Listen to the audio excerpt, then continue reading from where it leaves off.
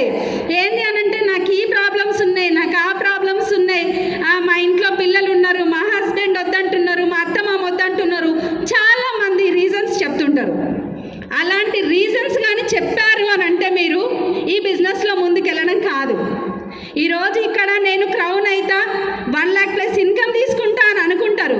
కానీ ఏంటి అని అంటే బయటికి వెళ్ళేసరికి నెగిటివిటీ, దానివల్ల ఏమవుతుంది అని అంటే మనము డిసప్పాయింట్ అవుతాం అనమాట. కాబట్టి నెక్స్ట్ వచ్చేసరికి ఏంటి అని అంటే అట్లా మనం ఆలోచించవద్దు. నెక్స్ట్ మనకు దృష్టి దేని మీద పెట్టాలి? ఇక్కడ మనకు మేడం కిరణ్ బేడి కనిపిస్తున్నారు కదా, కిరణ్ బేడి అందరికీ తెలుసు కదా.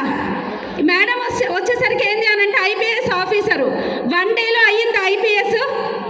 కాలేదు కదా, కాలేదు.